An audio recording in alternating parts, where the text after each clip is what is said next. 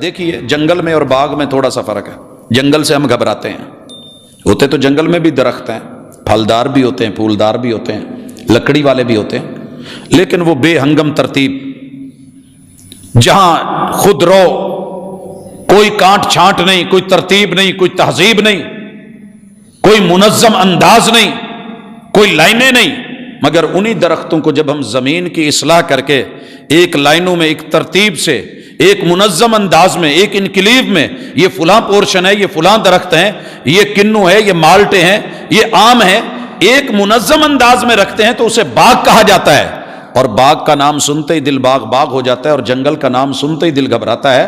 تو یہی انسانی زندگی میں رویوں کا کردار، اگر رویے منظم ہے، اسلام منظم کرتا ہے، دین منظم کرتا ہے، اگر بے ہنگم ہے اور لا وجہ ہے تو اس سے ہماری زندگیاں تنگ ہیں۔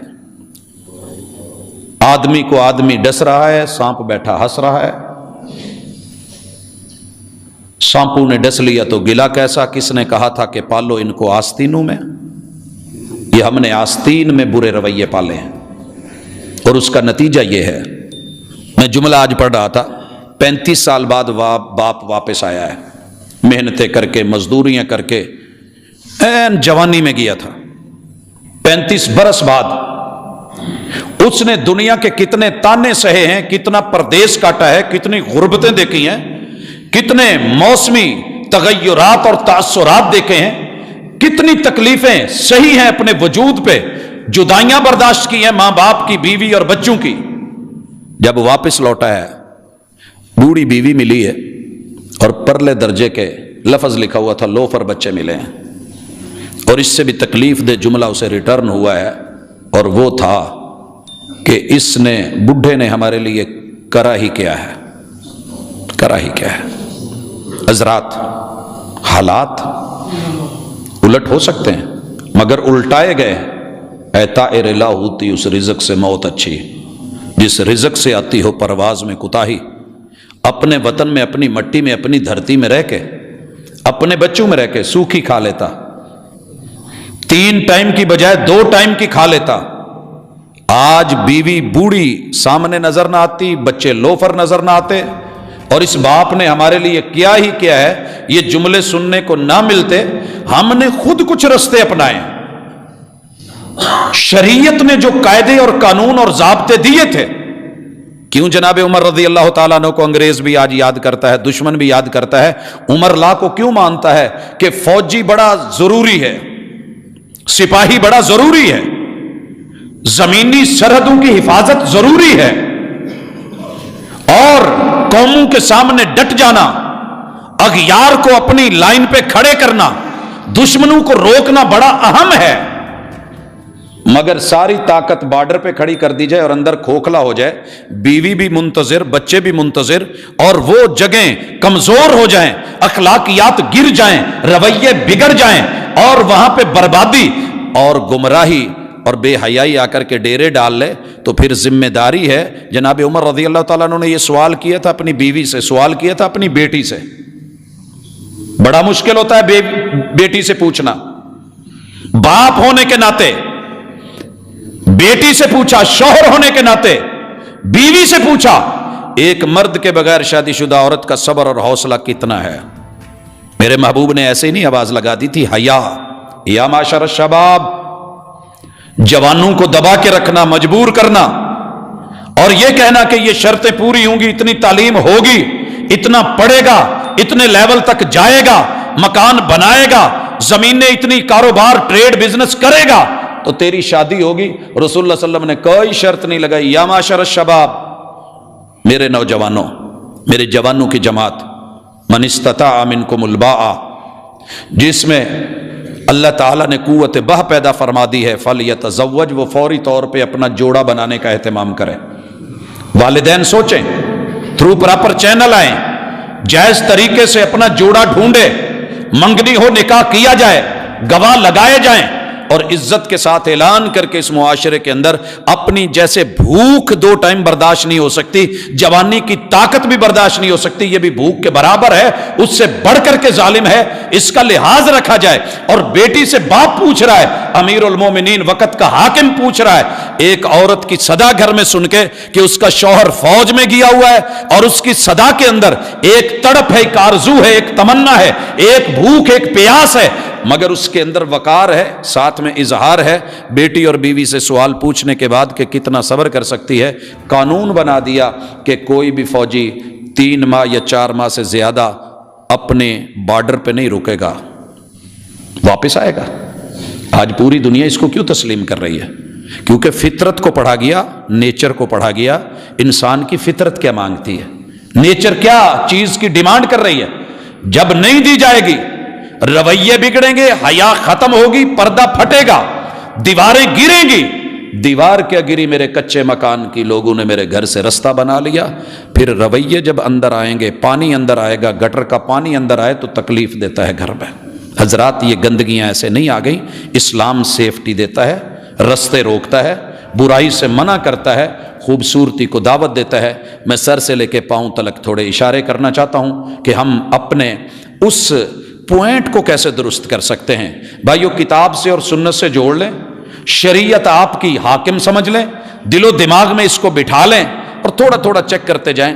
دماغ اللہ نے سوچنے کے لیے رکھا ہے، میموریز کے لیے رکھا ہے، حفظ کے لیے رکھا ہے، کہ آپ کے ساتھ جو ماضی میں بیتا ہے، جو ماضی میں بیتا ہے وہ فرنٹ پہ ٹکرا کے درمیان میں جا کے پیچھے سیف ہو چکا ہے۔ اگر آپ نے اس چیز کو دوبارہ دہرایا ہے، دوبارہ دہرایا ہے، جو حافظہ فرنٹ پہ آیا ہے، 30 دن کے بعد اس کو پیچھے بھیج دیا جائے گا سینٹرل پوائنٹ پہ۔ اگر آپ نے اسے دوبارہ ٹچ کیا، ایک دفعہ بھی فائل ٹچ کی، اوپن کی، وہ آپ کے ادھر فرنٹ پہ ہی رہے گا، اور ساتھ میں بیک میموری میں چلا جائے گا، جسے پرائیویٹ سیف فائل اللہ نے پیچھے رکھی ہے۔ لائف ٹائم بچہ بچپن میں مرا تھا، یہ اس کا غم نہیں بھولا، بار بار یاد کرتا رہا، ریپیٹ کرتا رہا۔ وہ بچہ جس نے شروع میں الف پڑھا تھا اور کئی بار ریپیٹ کیا تھا، بوڑھا بھی ہو گیا، اسے فاتحہ نہیں بھولی۔ کیوں؟ وہ پختہ میموری میں پرائیویٹ سیف فائل کے اندر موجود ہے۔ اپنے اس دماغ میں خیر کو اور بھلائی کو بار بار ٹچ کرتے رہیں، دہراتے رہیں، مثبت سوچتے رہیں، کتاب و سنت کو دن میں 5 مرتبہ 6 مرتبہ 10 مرتبہ جتنا ہو سکے ٹائم دیتے رہیں، اللہ سے رابطے میں رہیں، اللہ تعالیٰ آپ کا دماغ مثبت رکھے گا، سوچ مثبت رکھے گا، کیونکہ باقی باڈی کو دل سے مشورہ کر کے یہ سپلائی کرتا ہے سامان۔ آئیے، دل میں اتنی سمجھ ہونی چاہیے، دل کے اندر 2 پہلو ہیں۔ دل بنایا اللہ نے ہے، ایک اس کی شکل ہے انقباضی، ایک انبساطی۔ جب اس نے پورے جسم کو خون سپلائی کرنا ہے تو اس نے سکڑنا ہے، ایک پمپ مارتی ہے قدرت، دل ایک دفعہ سکڑتا ہے، 90,000 کلومیٹر کی شریانیں جو تیرے میرے وجود میں ڈالی ہیں ان تک خون پہنچ جاتا ہے۔ 90,000، کراچی میرے خیال میں بڑی مشکل سے یہاں سے 1,500 کلومیٹر ہوگا۔ 90,000 میں نہیں کہہ رہا، اس وجود کے ڈاکٹرز سمجھنے والے کہہ رہے ہیں 90,000 کلومیٹر تلک خون کی سپلائی۔ دوسری شکل اللہ نے رکھی ہے اس کی انبساطی، کہ یہ پھیلتا ہے، پوری باڈی سے خون واپس لیتا ہے، اس کے ساتھ جو ضروری معاملات ہیں کلیئر کر کے اس کو صاف کر کے دوبارہ روانہ کرتا ہے۔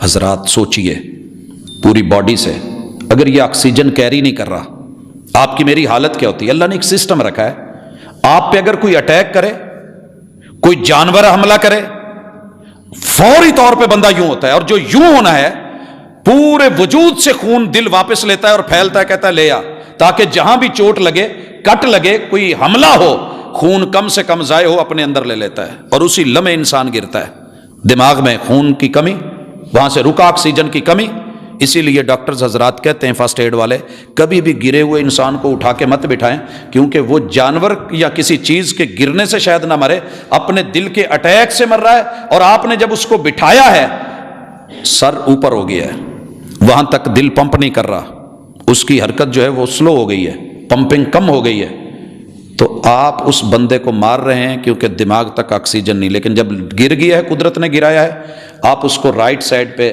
جو ہے وہ لٹائیں، دل اوپر ہو جائے گا اور دماغ کی طرف خون جو ہے وہ اپنے فلو میں رہے گا، اتنی دیر وہ بچا رہے گا۔ یہ نظام فطرت ہے، اس کے خلاف مت جائیں۔ اگر میڈیکل یہ کہتی ہے، سائنس یہ کہتی ہے، تو ہمیں شریعت بھی کچھ سمجھا رہی ہے کہ جب جب دماغ میں خلل آئے، بگاڑ آئے، اکڑ آئے، غرور آئے، تکبر آئے، ذرا سجدے میں گر جا، تھوڑا جھک جا، اللہ جھکی شاخوں کو اجر دے دیتا ہے، پھل دے دیتا ہے۔ یہ سبق ملا ہے، ہم بڑے اکڑتے ہیں۔ اسی لیے کہا جب غصہ آئے نا، غصہ آئے، اب چل رہے ہیں تو رکیے، کھڑے ہیں تو بیٹھ جائیے، بیٹھے ہیں تو لیٹ جائیے، لیٹے ہوئے ہیں تو پکے لمحے پہ جائیے۔ آپ یقین کریں وہ جو ایکشن ہے نا غصے کی حالت میں، دماغ میں پہلے ہی پرابلم ہے، شریانیں پھٹیں گی، دل جو ہے وہ ہارٹ بیٹ تیز ہو رہی ہے، اور وجود کے 11 12 13 غدود اپنے جو ہے وہ ہارمونز تیزی سے تجھ کو دے رہے ہیں۔ تیرے اندر حیا جتنی زبردست ہوگی، وہ مانے وہ پوائنٹ جتنا زبردست ہوگا، اسے نفس کہا گیا ہے۔ اپنے نفس پہ قابو پانا یہ اصل میں سب سے بڑا جہاد کیوں ہے؟ دوسرے کو تلوار کے ذریعے چیر دینا بڑا آسان ہے، لیکن اس تلوار کو اٹھائے ہوئے، دشمن اس کے نیچے آئے ہوئے، کاٹنے کا پورا موقع، وہاں اپنے ہاتھ کو روک کے ہاتھ واپس لے آنا یہ مشکل ہے۔ Thanks for watching. Don't forget to like, comment, share and subscribe to